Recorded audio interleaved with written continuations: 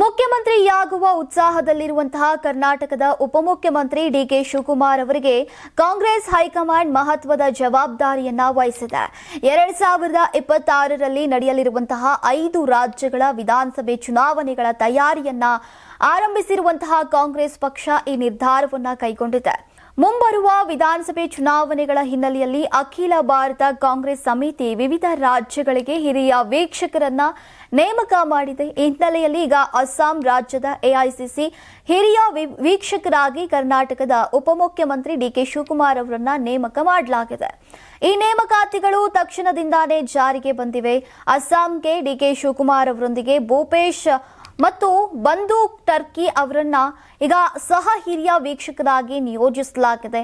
ಇನ್ನು ಕೇರಳ ರಾಜ್ಯಕ್ಕೆ ಸಚಿನ್ ಪೈಲಟ್, ಕೆಜೆ ಜಾರ್ಜ್, ಇಮ್ರಾನ್ ಪ್ರತಾಪ್ ಗರ್ಹಿ ಹಾಗೂ ಕನ್ನಯ್ಯ ಕುಮಾರ್ ಅವರನ್ನ ವೀಕ್ಷಕರಾಗಿ ನೇಮಕ ಮಾಡಲಾಗಿದೆ.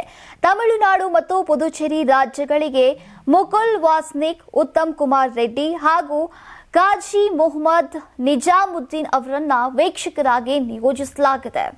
ಪಶ್ಚಿಮ ಬಂಗಾಳಕ್ಕೆ ಸುದೀಪ್ ರಾಯ್ ಬರ್ಮನ್, ಶಕೀಲ್ ಅಹ್ಮದ್ ಖಾನ್ ಹಾಗೂ ಪ್ರಕಾಶ್ ಜೋಶಿ ಅವರನ್ನ ಹಿರಿಯ ವೀಕ್ಷಕರಾಗಿ ನೇಮಕ ಮಾಡಲಾಗಿದೆ.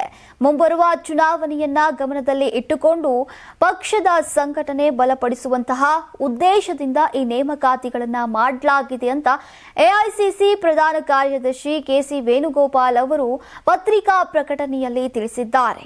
ನೀವು ಸಣ್ಣ ಆಗ್ಬೇಕಲ್ವಾ? ಅದು ಒಂದು ಉತ್ತಮ ಆಹಾರದಿಂದ ಸಣ್ಣ ಆಗ್ಬೇಕಲ್ವಾ? ಪ್ರತಿದಿನ ನಮ್ಮ ಜೀನಿ ಸ್ಲಿಮ್ ನ ಯೂಸ್ ಮಾಡಿ ಯಾವುದೇ ಸೈಡ್ ಎಫೆಕ್ಟ್ ಇಲ್ದಂಗೆ ನೀವು ಸಣ್ಣ ಆಗ್ತೀರಾ.